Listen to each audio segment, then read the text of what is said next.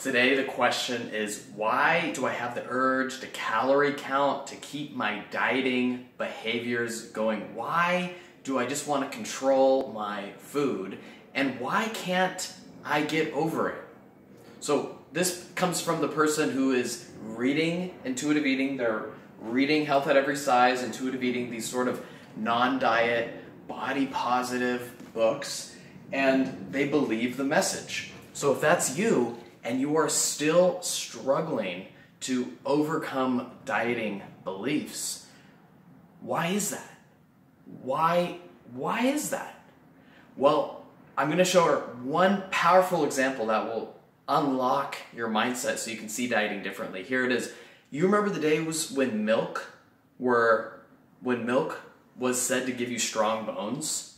So I want you to think about that analogy right there. That milk gives you strong bones. I don't want you to think logically. This is a little exercise we're doing right now. I want you to think emotionally. I want you to feel emotionally how that phrase resonates in your body. Milk leads to strong bones. In your gut instinct right now, leave a comment below. Does this resonate as yes? Does this resonate as true? Milk leads to strong bones. In your gut, I know you're going to say yes. I know you're going to say yes. And that gut feeling that you have right there, that is why it's so darn hard to give up dieting behaviors like calorie counting, like food journaling, like obsessing about your food.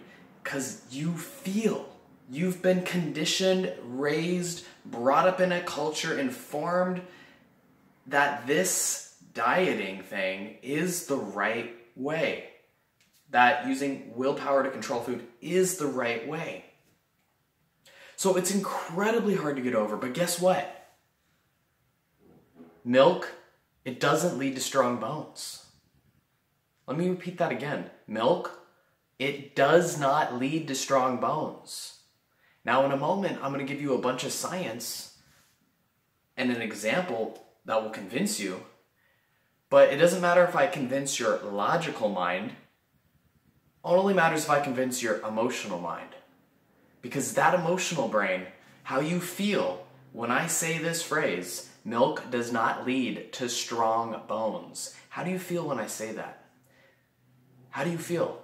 I'm betting you're either tensing up, you're kind of like that maybe, like tense, and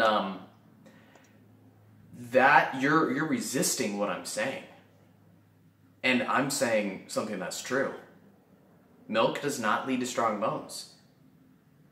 This is common sense now, actually. This is recognized by the government. Remember how they used to have a pyramid, and it was bread, and they recommended some milk in there? Now there's a plate with a glass of water. So Canada, governments are recognizing this. There's very little evidence that milk leads to strong bones. For example, in Health at Every Size, we have tons of studies, really good studies, that are saying milk does not lead to strong bones. They trace a history of corporate donations from the milk industry to scientists to government research centers. It all comes together. You've been told a lie. You have been told a lie that milk leads to good bones, leads to strong bones. It really doesn't. It doesn't. How does that feel? Check in with your emotions.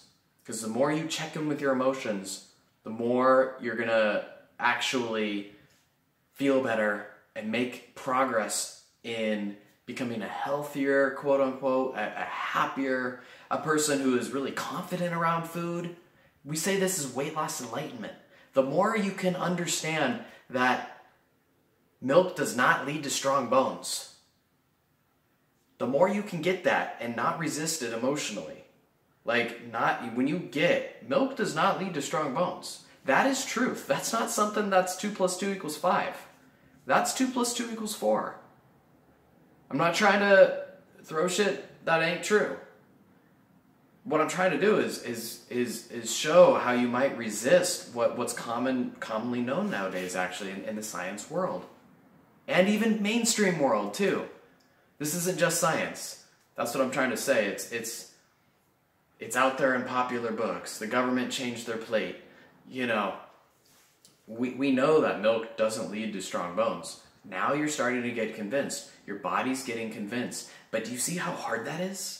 I mean, this is pretty straightforward. I mean, there's like no evidence that milk leads to strong bones. This is tough, though, to get over these beliefs. It's really, really tough. And then when you throw in something that we're dieting, it's more complex than that. It's more harmful, but it's also more widely promoted. It's deceptive, incredibly deceptive. Like without any malintention, without even blaming any, the health industry, without even blaming the corporate conglomerate that owns doctors and pays them, without even mentioning that. Weight loss, when it's temporary, you see it in your body. Like, we're trying to talk about why it's so hard for you to give up dieting behaviors. And like, your body, your physical body, your body has changed as you lost weight. You've probably lost weight and felt a whole lot better about yourself. You felt it. You felt it. You felt that when you restricted, you got skinnier. You felt that. You felt that. And that feeling in your body is why it's so darn hard to give up dieting behaviors.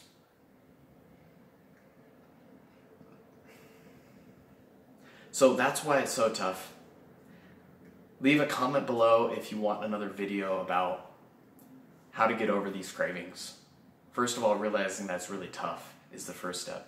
And I'll link to another YouTube video that starts going over 5 steps where you can overcome cravings.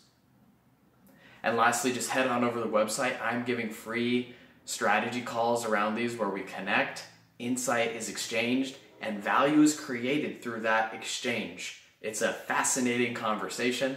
You can head on over to the website over there, and it's called a binge eating breakthrough call.